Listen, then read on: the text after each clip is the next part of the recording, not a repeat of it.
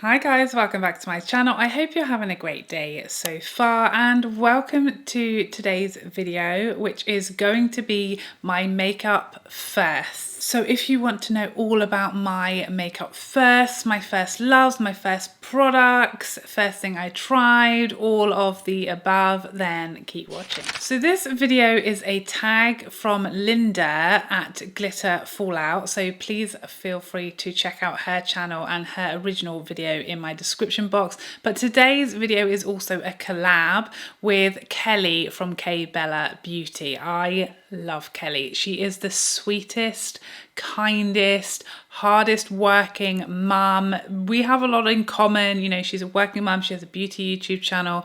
Very passionate about makeup and beauty, just like myself. She does all of the best kind of videos that we love here on YouTube. Will I Buy It? Get Ready With Me, reviews. She also does a lot of like indie brands as well on eyeshadow palettes on her channel. So please, after you've watched my video, go and check out Kelly's video as well, and let's see how similar or different we are. Now, it was Kelly's idea for us to collaborate on this specific tag video, so she sent me the questions and I really haven't looked at them because I wanted to kind of go through my thought process with you guys, and I didn't really want to know in advance what the questions were, so you can just get my honest, immediate first thought of my first impressions. In fact, the first question of the first questions is, what first made you interested in makeup? So this was kind of a tricky one because I initially, like, my first kind of forage into makeup, I guess, do you know what the honest answer is? I just realized what the honest answer is.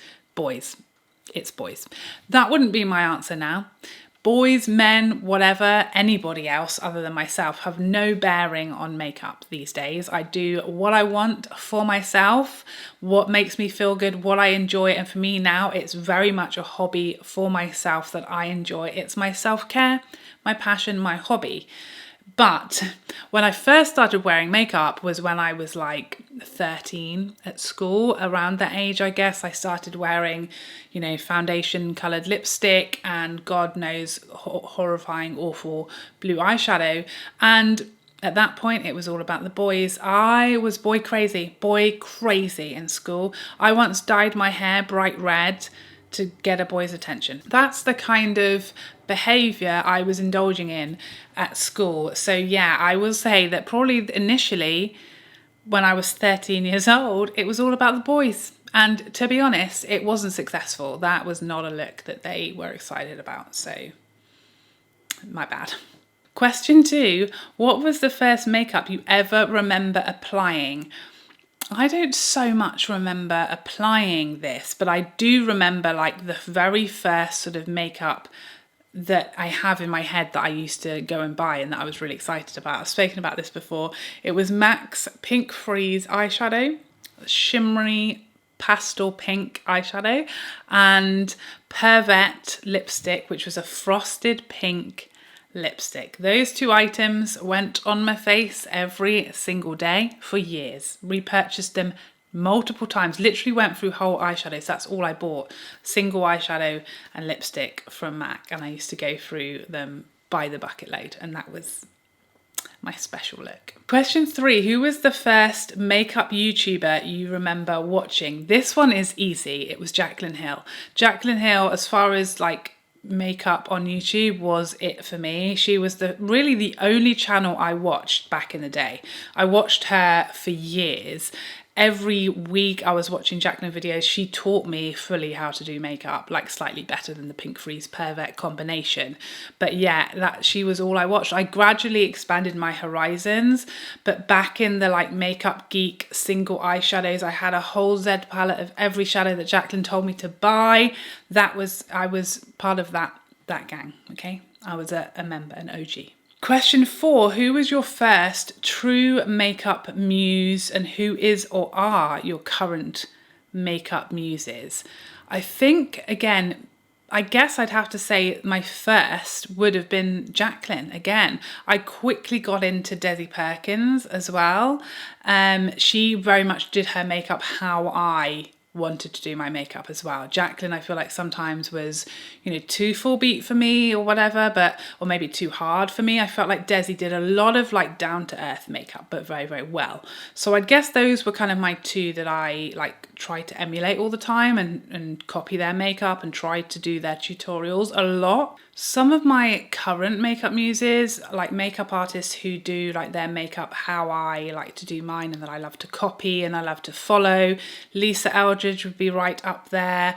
Nikki Makeup on Instagram. I don't think she has a YouTube, but I'm obsessed with Nikki Makeup on Instagram. She has taught me a lot of techniques, and again, the way she does her makeup is just stunning and exactly how I dream of doing mine. Kindash as well is one who I always follow his tutorials. I always copy his techniques. There are many. I know I'm forgetting some really obvious ones, but those are a few, like the style of their makeup that really is what I love. Next up, what was the first higher end makeup product that you bought?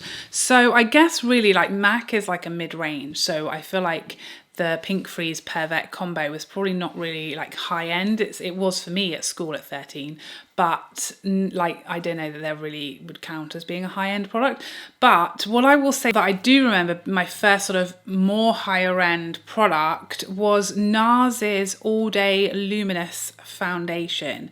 This was a really tricky one and one that I don't really like now, but at the time a lot of people raved about on YouTube and I really loved it. It was my first kind of foray into higher end foundation, certainly, and the biggest thing for me was being able to find a shade. Like that was revolutionary because I guess I'd used some more affordable, more mid-range foundations up until this point, and the big thing for me with that is the shade ranges are just not as good for me as higher end foundations. So that was the biggest thing. It was like, oh my god, it's a revolution that this foundation actually matches me, which was an insanity, and just how little I had to use and how long it wore and all of that stuff. That's the first more higher end kind of product from a brand that I can actually remember. I think that wasn't even that long ago. It was maybe, I remember going to a wedding and I wore that foundation and I think it was maybe like 10, 15 years-ish ago. No idea. I'm just making it up.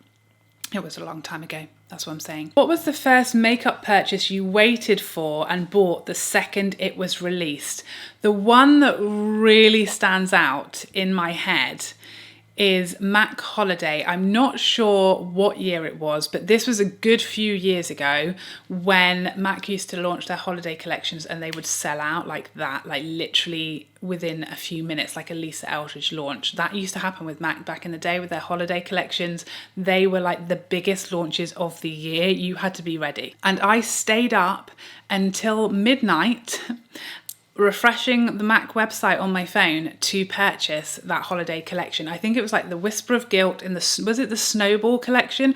I'll Google it and find out exactly what collection it was. I can't remember the name of it or what it was, but I'll put a picture up, and it was stressful. It was a madness. It's really not like that nowadays with MAC's holiday collections, but that is the one that the first one that I feel like I remember waiting up like at night or waking up at midnight to order that. Madness. I would never do that now. I don't wake up for anything unless I'm going on holiday. There's no waking me up before like 7. No, thank you. Question 7. What was the first time you had your makeup done by someone else and did I like it? The only time, the one and only time I think I've had my makeup done. It was my wedding day. That was the first time and last time, I think, that I ever had my makeup done by someone else. So yeah, that's the only time that I can think of that I've had my makeup done by someone else. I loved it. I will say now I look back at the pictures and think the eyebrows weren't great. They weren't ideal, but the rest of it I loved, and I certainly didn't think there was anything wrong with my eyebrows at the time, but now I look and think they could have been better. But the rest of it I was super happy with. It photographed beautifully. I loved how it looked. I felt very beautiful on the day, and I loved that the way that she did it was really like she did what I asked. She did like for me. I did like, so my hair and makeup lady on my wedding day, she did my hair and my makeup, and I fully changed everything about what I wanted done on the day. So we'd had a practice and I think I wanted like a big sort of bouffant-y like like side updo is what I wanted. And then I don't know what happened. I saw something, a picture or something of this like side sort of mermaid braid, like this sort of boho type of like side braid. I don't know where I got the idea from, but when I saw it, I was like, no, wait, I want that. And so when she rocked up expecting to do this bun, and I was like, wait, just joking, I want this plait now. And she was like, oh, okay, because she was obviously expecting to do something completely different, but she smashed it out of the park. And I'm so happy with my hair and my makeup, and I just loved it. So yeah, I love it. But yeah, it hasn't been something, I haven't had my makeup done by someone else very often. Well, not often at all, in fact. Question 8. What's the makeup product you own that should be the first one thrown out in a declutter, but you just can't do it?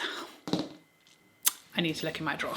Okay, so the answer, like the general answer, is my MAC blushes, okay? I have my MAC blushes that are like probably, I don't even want to say a number of how many years old they are. This one in particular, this is the Jade Jagger MAC collaboration blush. Oh, I love this. It doesn't smell bad, doesn't look bad. I mean, it didn't have a huge amount of pigment at the time. It was a very subtle, soft blush. I don't know how well this is going to perform if I was to use this now. It's a good number of years old, but I can't throw MAC blushes, my single blushes, away. I just like, every time I look through my collection, I'm like, I'm going to have a clear out. For some reason, I just can't throw those away. I just like, I just love like looking at them, and I never sort of look at them and think I won't use those, even though I haven't done for years, most of them. But yeah, this one is also really special to me because it's one of the products that I sent to Mel, and we loved the same blushes in particular. Mel and I, we always like shared the exact same, like her favourite blushes were my favourite blushes. Any blush she ever recommended, I knew I had to get because we just loved the same type of blushes. And I used this in a video and she couldn't get it. I think it was a UK exclusive.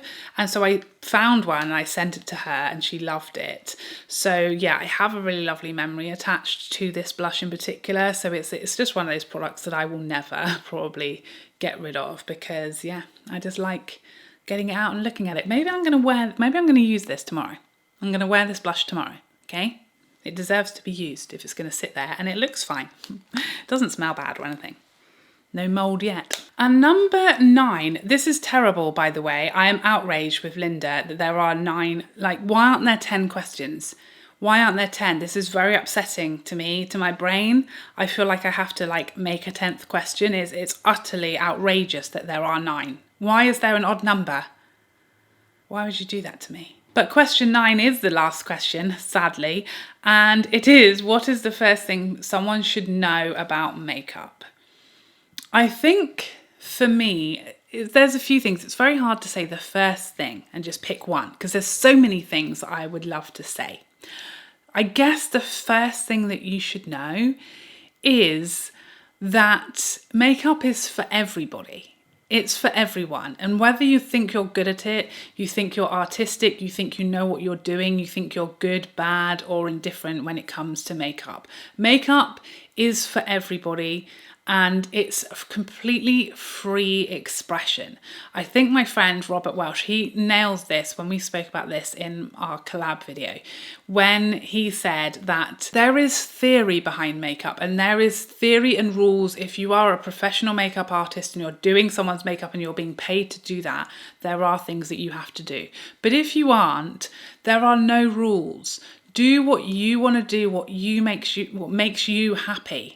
Makeup is for you, it's for everybody, it's for you to play and have fun and feel beautiful and express yourself on your own face. And that's the most important thing I think to remember. Leave people alone, let everybody do what makes them happy, what makes them feel beautiful, what gives them joy, what they find fun.